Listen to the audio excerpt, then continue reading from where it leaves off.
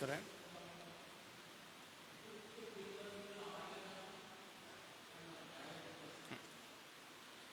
बरं, आजच्या सकाळी आपण एक गायन गाऊ. 177 गीत क्रमांक पाया हा मंडळीचा. मंडळीच्या चालीवर आपण हे गाऊ. 177 क्रमांक पाया हा मंडळीचा. पाया हा मंडळीचा प्रभू येशू राना, उद्भव होतीयेचा शब्दे जले जाना. स्वर्गातून तो आला शोधाया नवरीते, स्वप्राण त्याने दिला खंडिली ती रक्ते. तो सर्व राष्ट्रातून वेचित रीती विश्वास जन्म आणि तियेचा प्रभू एक.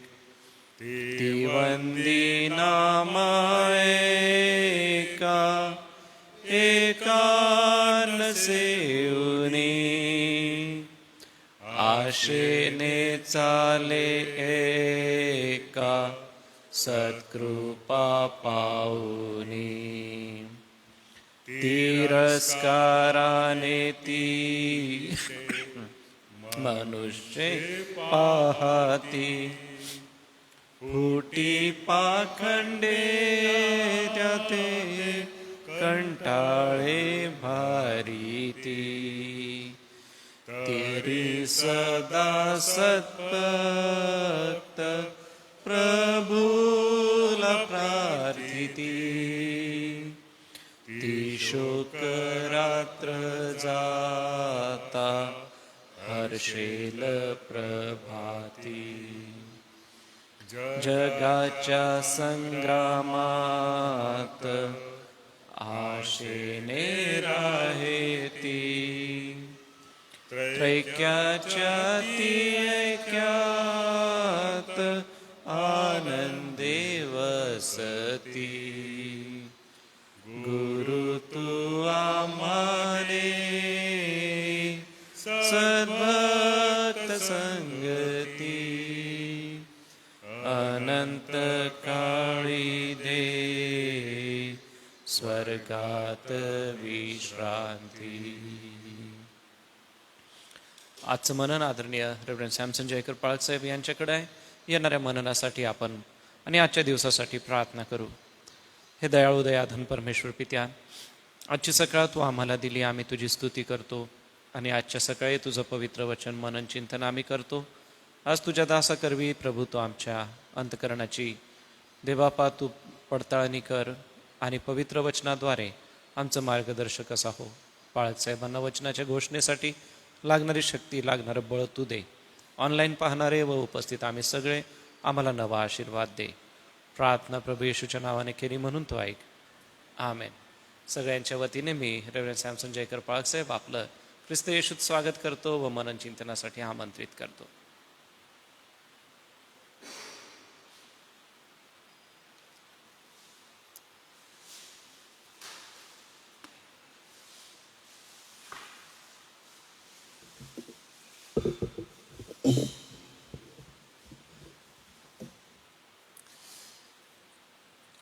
प्रभू येशू ख्रिस्ताच्या पवित्र नावामध्ये आपणा सर्वांना सलाम.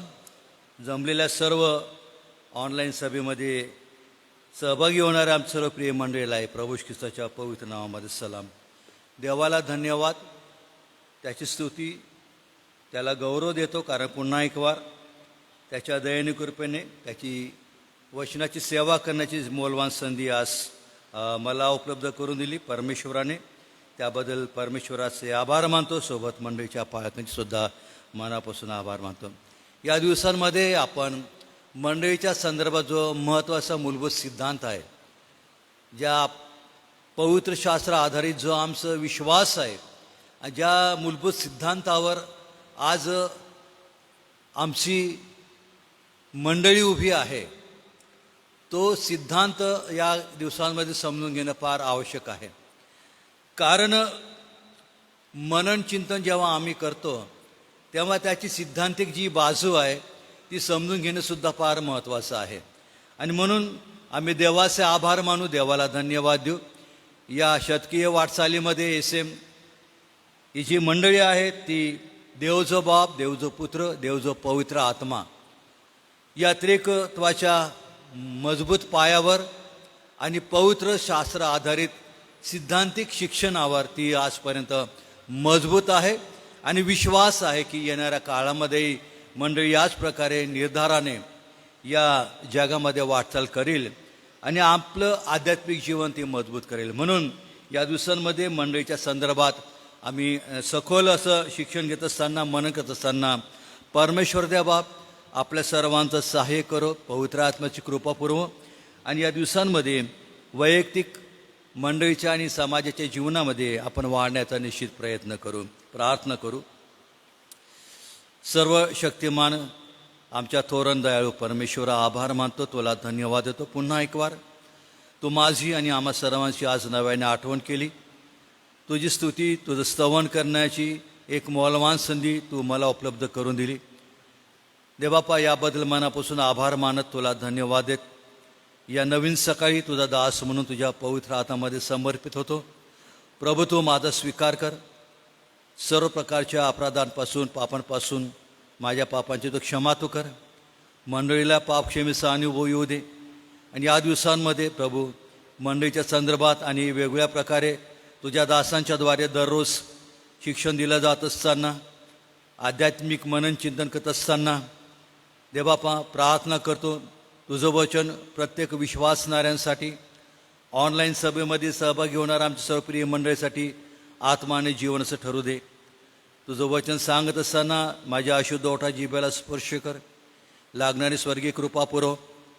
देवबापा, माझ्या संपूर्ण भावनांवर, विचारांवर तुझं ताबा असू दे.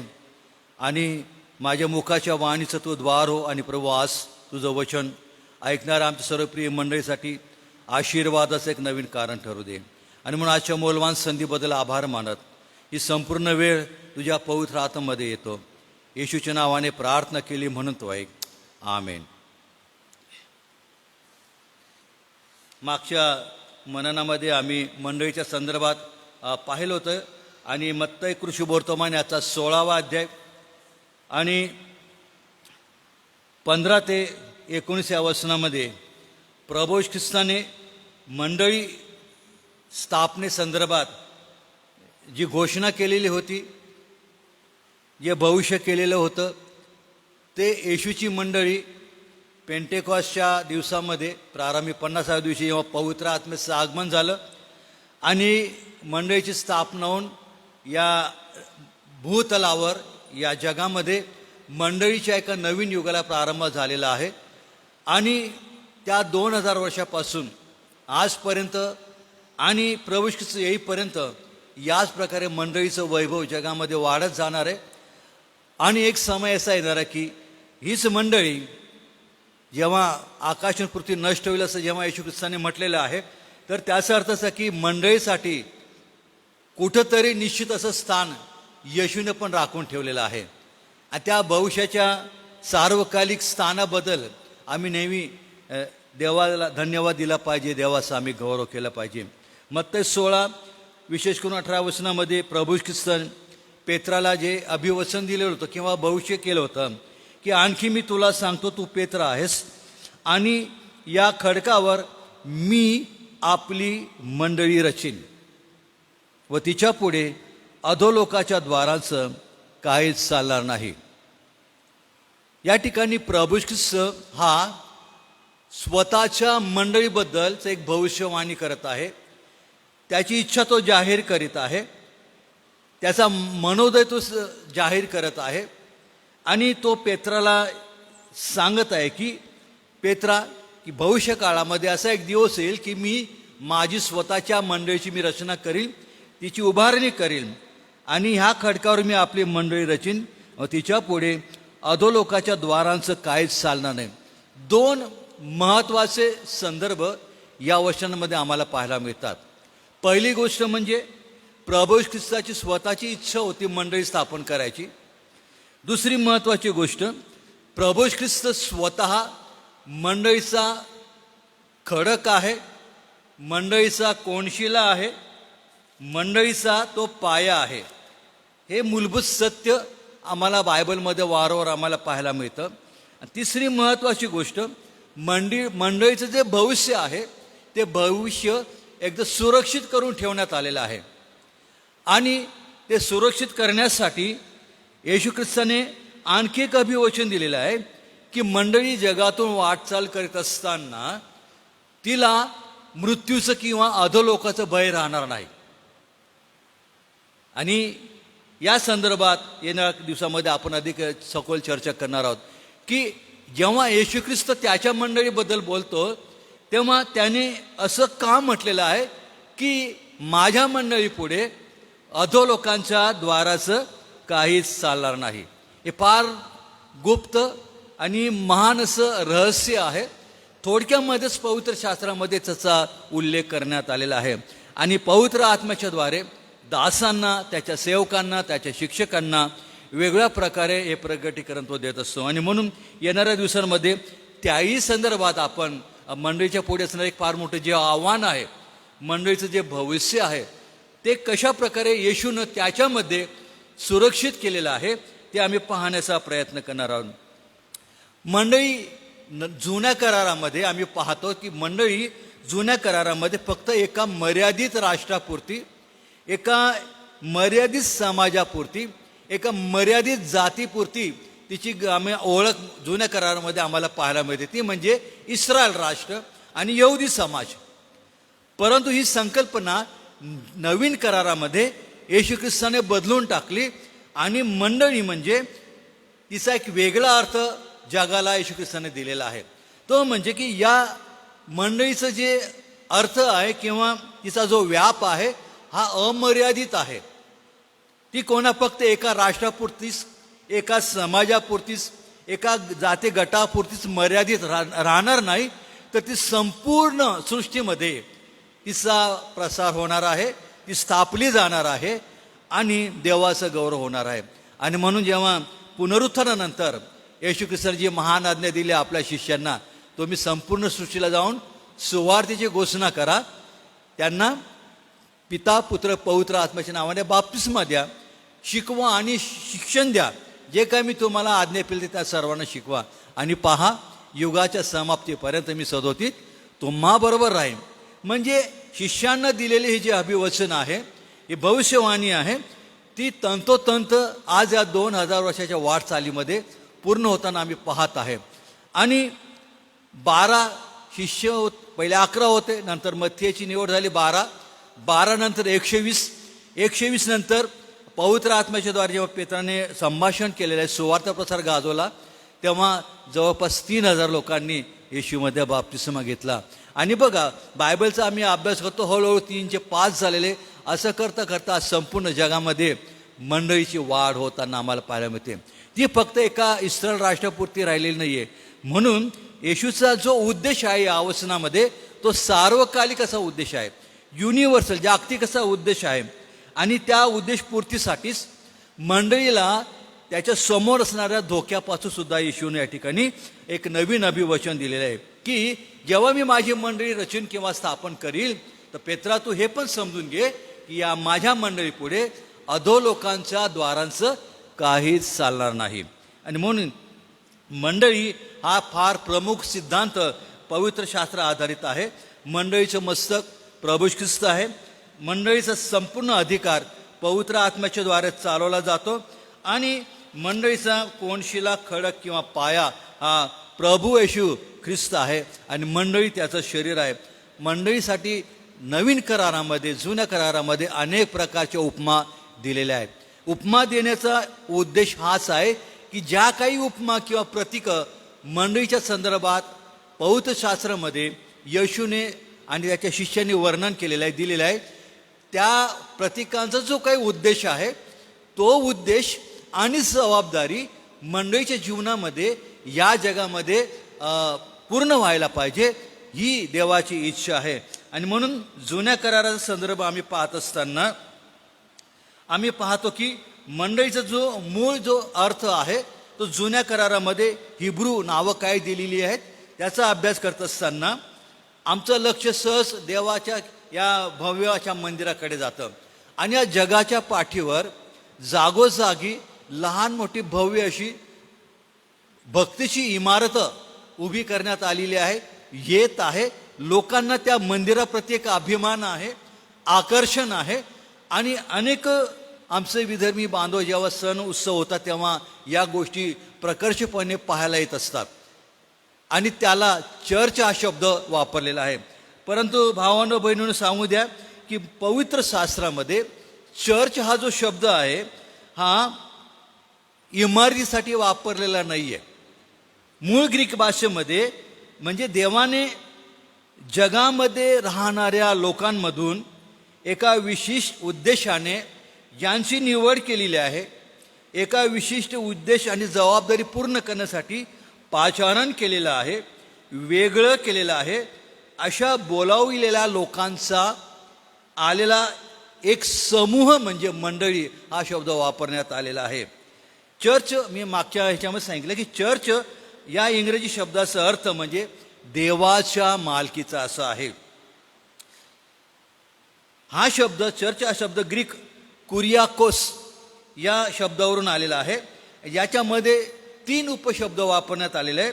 कुरियाकोस, दुसरा शब्द आहे कुरियाकोन डोमा, तिसरा शब्द आहे कुरियाके ओईकिया. आणि या तिघांचा एकच अर्थ होतो, तो म्हणजे देवाच्या मालकीचे भक्तीचे घर. म्हणून चर्च म्हटलं की तो फक्त बिल्डिंगसाठी नाही आहे. नवीन करारामध्ये 1 कोरिंथी 16 चर्च कोणाला म्हटलेला आहे? कोणाला? प्रत्येक विश्वासणारा. आम्ही स्वतः वैयक्तिक आपण देवाचे पवित्र मंदिर आहोत. आणि तुमच्या या शरीररूपी पवित्र मंदिरामध्ये देवाचा पवित्र आत्मा राहतो हे स्पष्टपणे शिकवण बायबलमध्ये देण्यात आले. म्हणून आज मी देवाचं मंदिर आहे, मी चर्च आहे देवाचं, हा त्याचा अर्थ आहे. मंडळीसाठी जी हिब्रू नावं आहेत जुन्या करारामध्ये त्यावर आपण थोडक्यामध्ये मनन करणार आहोत. पहिले जे नावं आहेत त्याला याद असं म्हटलेलं आहे. आणि याचा जो अर्थ आहे की नेमणूक करणे, सोपवणे किंवा नाव देणे.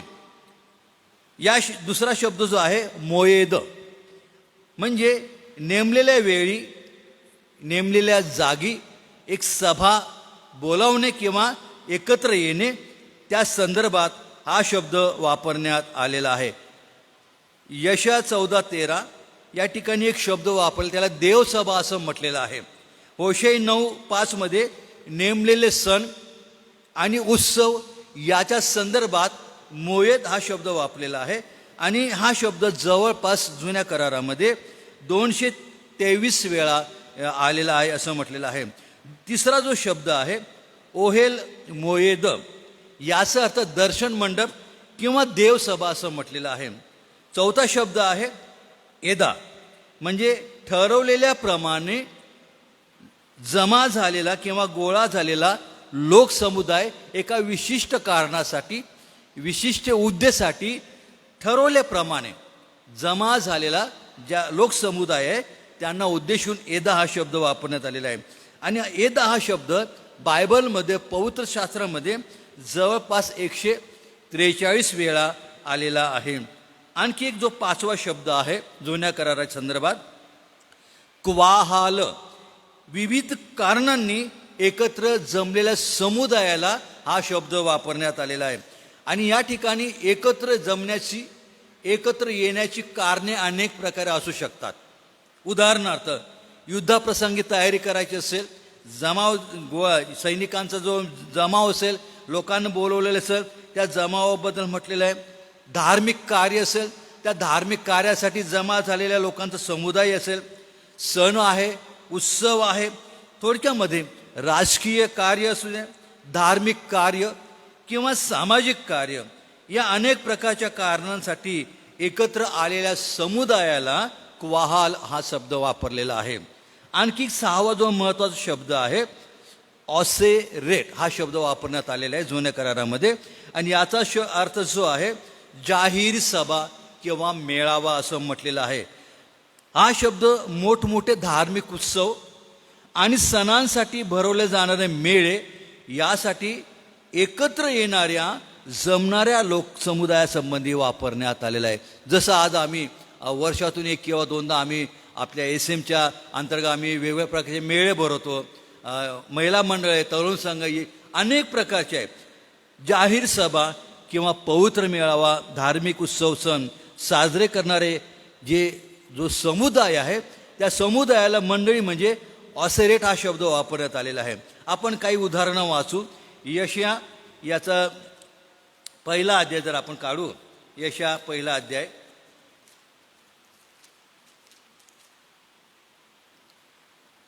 या ठिकाणी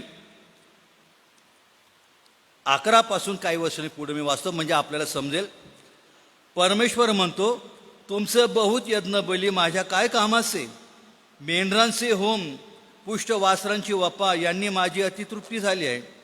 बैल, कोकरे व बोकड यांच्या रक्ताने मला संतोष होत नाही. तुम्ही माझे दर्शन घेण्यास येताना माझी अंगणे तोडविता, हे तुम्हाला सांगितले कोणी?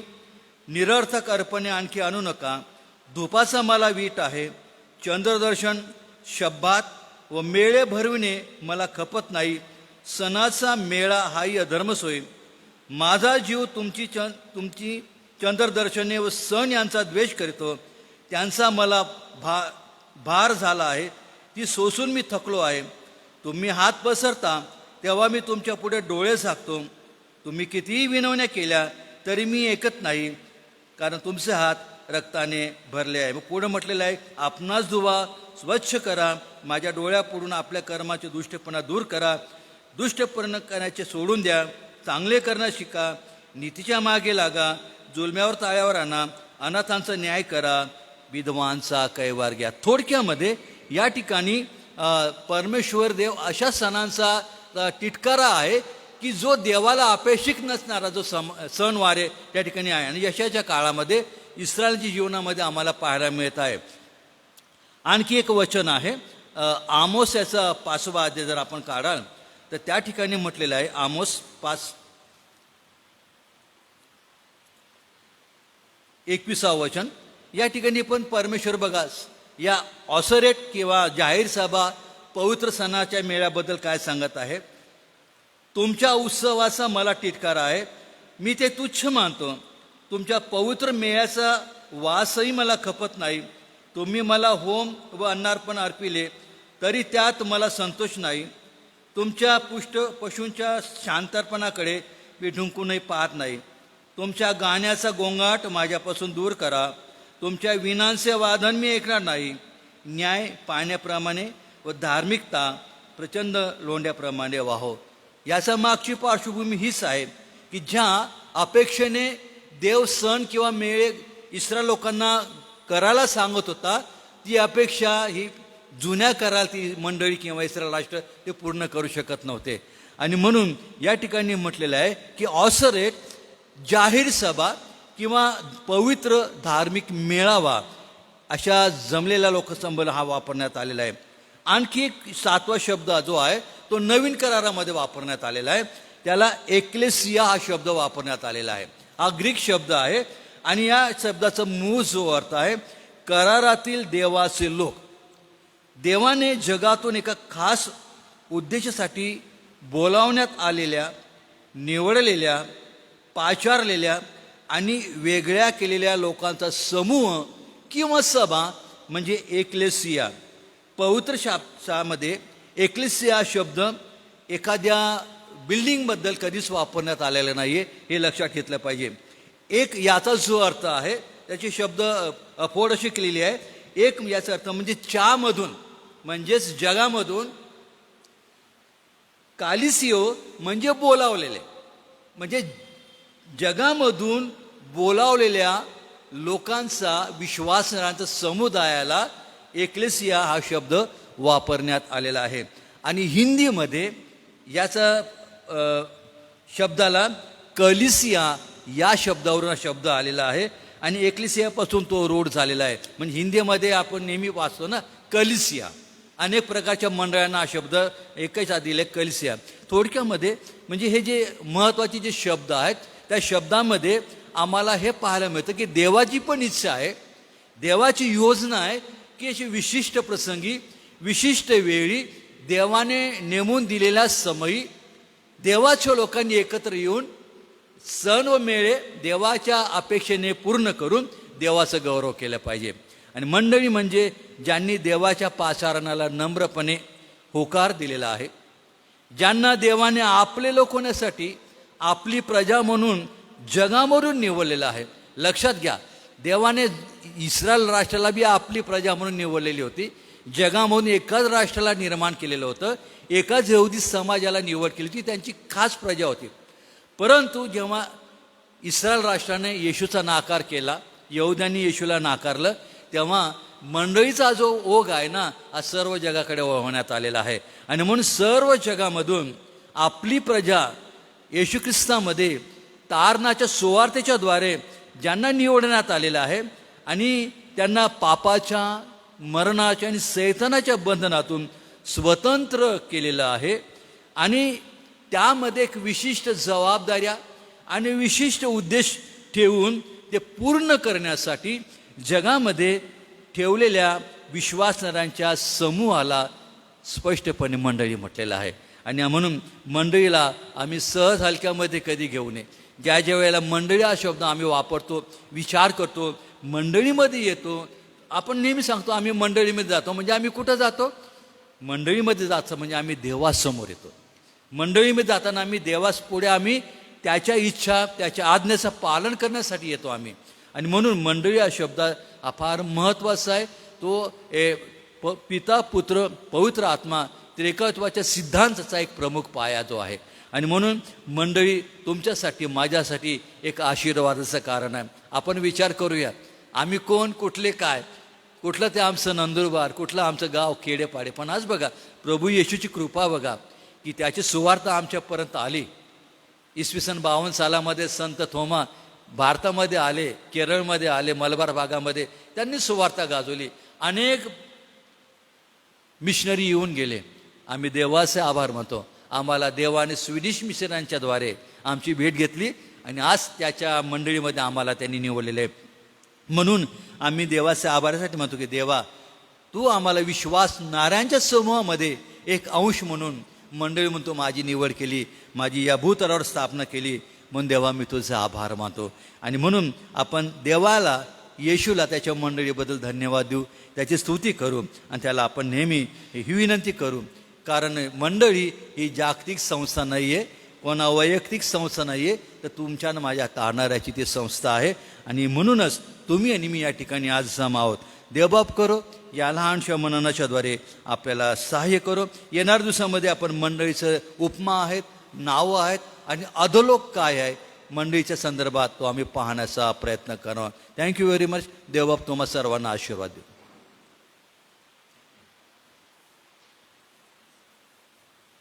थँक्यू पाळकसाहेब पवित्र वचनासाठी. मी परमेश्वर पित्याला धन्यवाद देतो पाळकसाहेबांच्या या वचनाच्या सेवेसाठी. आणि मंडळी म्हणून मंडळीचा हेतू, मंडळीचा उद्देश तर आपल्याला कळलेलाच आहे. आणि सोबतच मंडळीने आम्हाला ख्रिस्ताच्या एकत्र सहभागितेचं एक सुंदरसं प्रतीक असं घडवलेलं आहे. तर आपण अधिक आणि अधिक मंडळीमध्ये सक्रिय राहू आणि मंडळीतल्या आपल्या जबाबदाऱ्या पूर्ण करूया. समारोपाच्या प्रार्थनेसाठी मी डॉक्टर रेव्हरंड जयेश पठारे पाळकसाहेब तुम्हाला विनंती करणार आहे की आपण पुढे येऊन प्रार्थना करावी. आज ममताबाई एम वळवी, सोनल गल्रा आणि एनी एलिस यांचा जन्मदिवस आहे. मंडळीच्या वतीने मी त्यांना शुभेच्छा देतो. प्रभुदेव बाप तुमचा आशीर्वादित असा हा जन्मदिवस करो. सोबतच आपण पावसासाठी आणि आपल्या प्रत्येकाच्या आरोग्यासाठी, मंडळीच्या व्यवस्था आणि कार्यासाठी प्रार्थना करूया. पाळकसाहेब पुढे येतील आणि प्रार्थना करतील.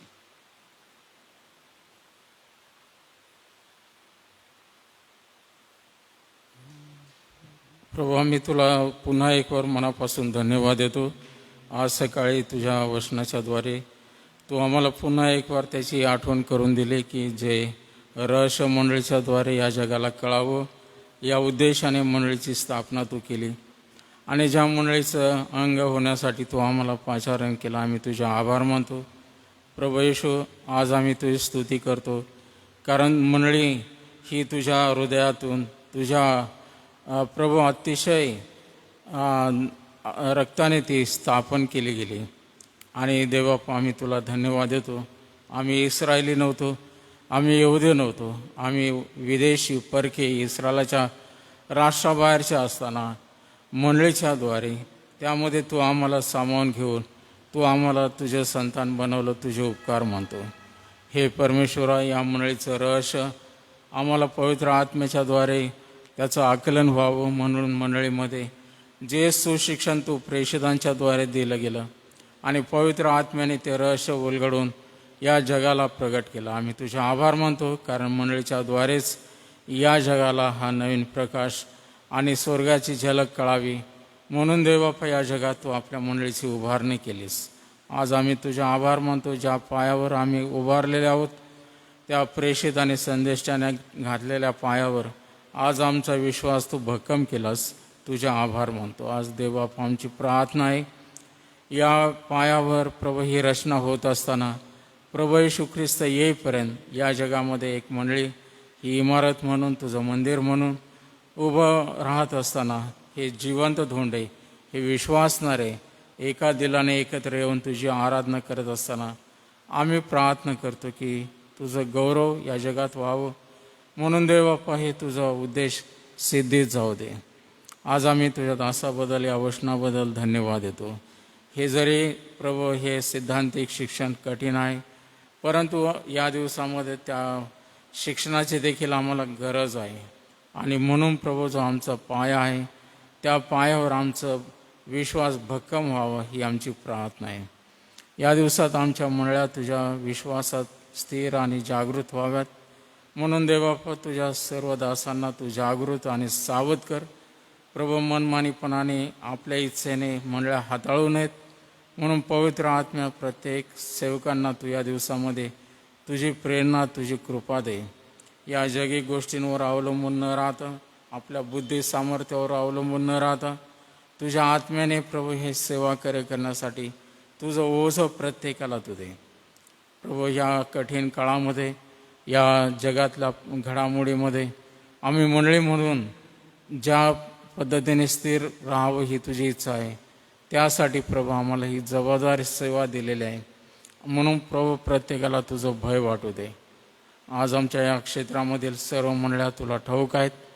या मिशनरांनी त्याचा पाया घातला आणि प्रभू जे कार्य प्रभू आम्हाला लोकांना सोपवून ते गेले. आज आमची प्रार्थना आहे की तुझ्या आगमनापर्यंत हे कार्य सतत वृद्धिंगत व्हावं म्हणून देवबापा या दिवसामध्ये या सर्व तुझ्या सेवक वर्गांना तुझी कृपा दे. त्यांना पाचारणाचा खरा अनुभव येऊ दे आणि देवबापा एक जगीक रीतीने हे सेवा कार्य एक नोकरी, कामधंदा म्हणून करू नये अशासाठी आमची प्रार्थना आहे. या तरुण पिढीवर तू कृपा कर. आम्ही पुन्हा एक वार प्रार्थना करतो देवबापा आमच्या या सर्व कार्यकारिणीला देखील सुबुद्धी, शहाणपण दे आणि योग्य मार्गदर्शन करून या मंडळ्या या सेवकांच्याद्वारे स्थिरावल्या जाव्यात ही आमची प्रार्थना आहे. ज्या अनेक समस्या आहेत अंतर्गत त्या तुला ठाऊक आहेत आणि प्रभू लोकांचं ओरडणं तू ऐकतोस. आमची प्रार्थना आहे की या दिवसामध्ये आमच्या मंडळांमधून सैतानाला कोणत्याही प्रकारे हस्तक्षेप करता येऊ नये म्हणून या मंडळांवर तू आपला ताबा ठेव. प्रभू आज आमची प्रार्थना आहे की आमच्या भारत देशात मंडळांवर, ख्रिस्ती समाजावर अनेक प्रकारचा दबाव आणि दडपण आलेला आहे आणि म्हणून प्रभू या धर्मांतराच्या इश्यूमुळे नाना प्रकारच्या अडचणी उद्भवू शकतात. अशा परिस्थितीमध्ये आम्ही प्रभू सासूद राहावं ही तुझी इच्छा आहे. तर देवबापा आम्हाला तू जागृत आणि सावध कर. प्रभू आज आम्ही पुन्हा प्रार्थना करतो पावसासाठी. हा पाऊस आम्हाला तू दे आणि पावसाचा प्रभू आम्हाला जो परिणाम येणाऱ्या भविष्यामध्ये पाण्याचा इतर समस्या उद्भवू नयेत म्हणून इतर ठिकाणी जसं प्रभू सर्व तलाव त्यांचे भरले गेलेत, नद्या नाले तुडुंब भरून वाहत आहेत, आमच्या या जिल्ह्यावर कृपा कर. प्रभू तुला आमची काळजी आहे असा आमचा विश्वास आहे आणि म्हणून तू दया कृपा कर आमच्यावर आणि सर्वांच्या प्रार्थना स्वीकार. प्रभू आज ज्यांचे जन्मदिवस आहे त्या प्रियांची आम्ही आठवण करतो. आम्ही ममता वळवी, सोनल गलराव, एनी एलिस या प्रियांना तुझ्या हातात देतो. या जन्मदिनाप्रित्यर्थ तू त्यांना आशीर्वाद दे, दीर्घायू कर आणि तुझ्या सर्व आशीर्वादांच्या प्रभू खाली तू त्यांना घे. आमची प्रार्थना या सर्वांनी तुझं गुणगान करावं, तुला गौरव द्यावं म्हणून प्रभू ह्या जन्मदिने तू त्यांना सद्बुद्धी आणि शहाणपण दे. आम्ही प्रार्थना करतो देवाप्पा, या जगामध्ये देखील ज्या घडामोडी आहेत, युद्धाचे प्रसंग आहेत, अनेक प्रभू परिस्थिती चिघळत चाललेल्या आहेत, अशा वेळेस आम्ही प्रार्थना करतो की जे काही तुला योग्य आहे त्या गोष्टी घडू दे. आणि अमेरिका आणि इराणमध्ये जो तणाव उद्भवलेला आहे, इस्रायल राष्ट्रामध्ये आणि लिबिया आणि इतर सर्व देशांबरोबर, रशिया आणि प्रभू त्या सर्व युक्रेनबरोबर, युरोपियन राष्ट्र आणि इतर सर्व देशांमध्ये तणाव वाढलेले आहेत. पाकिस्तान आणि त्यांची अंतर्गत परिस्थिती तुला ठाऊक आहे. त्याचप्रमाणे स्पेनमध्ये देखील अनेक प्रसंग उद्भवलेले आहेत. अशा परिस्थितीमध्ये या जागतिक घडामोडीवर तू ताबा ठेव, कारण सर्व तुझ्या नियंत्रणामध्ये आहे. प्रभू, आज आम्ही पुन्हा या गोष्टी घडत असताना सावध व्हावं म्हणून आम्हाला सद्बुद्धी दे. आम्ही पुन्हा एक वार प्रभू तुझ्याकडे प्रार्थना करतो. आमच्या SM ट्रस्टच्या सेवा करायला आशीर्वाद दे. हे सेवा करे जे हाती घेतलेले उपक्रम ते सिद्धी जाऊ दे आणि तुझं गौरव या कार्याच्या द्वारे होऊ दे. आज सकाळी आम्हाला एकत्र करून ही वचनं तू ऐकवलीस, तुझ्या नावाला धन्यवाद असो. म्हणून प्रभू, आम्ही मंडळीची सेवा, ही मंडळी तुझी वधू आहे आणि तिची देखभाल करण्यासाठी आम्ही खोजे म्हणून आहोत आणि तिला कसंही आम्ही हाताळू नये, कारण त्याचा जबाब तू आम्हाला विचारणार आहे. म्हणून देवबापा, आम्हाला या भयामध्ये तू ठेव, हीच आमची प्रार्थना आहे. या सर्व प्रार्थना विनंत्या तारणाऱ्या प्रभू येशूच्या नावाने तुला सादर करतो म्हणून तो आहे. आमेन. आमच्या स्वर्गातील पित्या, तुझे नाव पवित्र मानले जाऊ, तुझे राज्य येवो, जसे स्वर्गात तसे पृथ्वीवरही तुझ्या इच्छेप्रमाणे हो.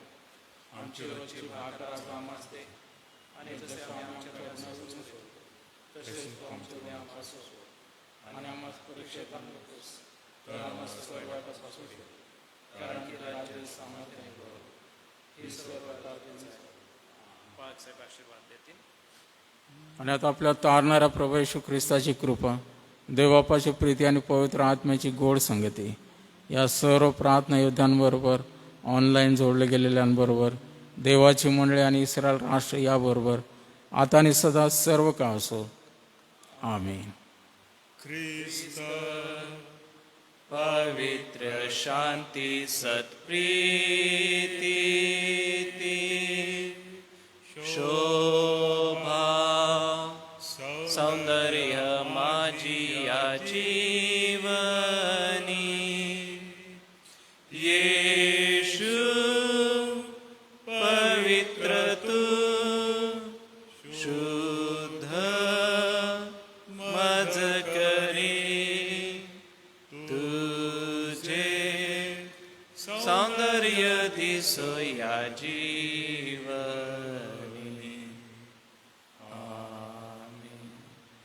उद्याचं जे मनन आहे ते सन्मान्य रेव्हरंड विश्वास पाडवी यांच्याकडून आहे. सर्वांना सलाम.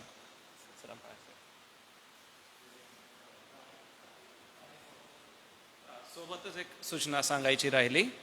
उद्या साखळी प्रार्थना पण असेल, परंतु 10 ते 10:30 मनन सुद्धा होईल.